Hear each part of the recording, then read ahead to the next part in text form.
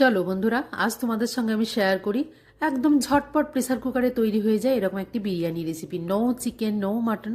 Chicken mutton তো আমরা অনেক রকমের রেসিপি খাই, তবে আজকে আমি আপনাদের সঙ্গে শেয়ার করব আলু এবং ডিম বিরিয়ানি, আন্ডা এগ বিরিয়ানি।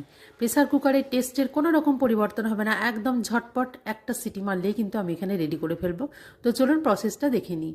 এখানে আমি নিয়ে নিয়েছি 4টে আলু, 4টে ডিম এবং আলুগুলোকে একটু ছোট ছোট করে কেটে নিয়েছি লম্বা করে। তারপরে ডিপ ফ্রাই করে একটু হালকাভাবে কিন্তু ভেজে নিতে হবে আলু এবং ডিমগুলোকে। তারপরে ওই তেলের মধ্যে এখানে নিয়ে নিয়েছি 4টে বড় সাইজের পেঁয়াজ। পেঁয়াজগুলোকে এইভাবে সোনালি কালার করে ভেজে নিয়ে তুলে নিতে হবে। তারপরে এখানে সমস্ত ড্রাই মশলাগুলো দিয়ে নিতে হবে।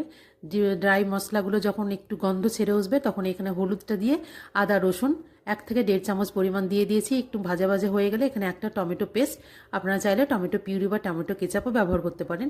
দিয়ে দেবো কিছু বেসিক মশলা। নিয়ে নিয়েছি ধনে গুঁড়ো, জিরে গুঁড়ো, হলুদ গুঁড়ো এবং গরম মশলা গুঁড়ো। আর এখানে লাগবে আমার অবশ্যই বিরিয়ানি মশলা 2 চামচ মতো। আর লাগবে আমার টক দই। টক দইটা দেওয়ার পরে একটু সামান্য জল দিয়ে খুব ভালোভাবে কষিয়ে নিতে হবে, যেন এইভাবে সমস্ত তেলটা বেরিয়ে আসে।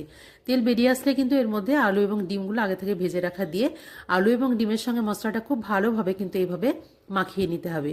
যখন এইভাবে আলু এবং ডিম মশলা সমস্ত কিছু একাকার হয়ে যাবে, এর সময় আমি আগে থেকে কোনো রকম ভিজিয়ে রাখিনি, কিন্তু 5 মিনিট মাত্র ভিজিয়ে রেখেছিলাম। এখানে নিয়ে নিয়েছি আমি 2 কাপ পরিমাণ লম্বা চাল বাসমতি রাইস, সেটাকে দিয়ে দিয়েছি বেরেস্তা, ভেজে রাখা পেঁয়াজ এবং একটু ধনেপাতা কুচি। 2 কাপ চালের জন্য এখানে আমার লাগবে প্রায় 4 কাপের মতো জল। একটু গন্ধ ওঠার জন্য নিয়ে নিয়েছি রোজ ওয়াটার, কেওড়া ওয়াটার এবং পরিমাণ মতো লবণ। আর লাগবে আমার ঘি। যখন চালটা একটু এভাবে ফুটতে উঠবে তখন কিন্তু এটা আমি কুকার লাগিয়ে দিয়ে একটা মিডিয়াম আঁচে সিটি দিয়ে একদম লো ফ্লেমে কয়েক সেকেন্ড রেখে দিলেই কিন্তু আমাদের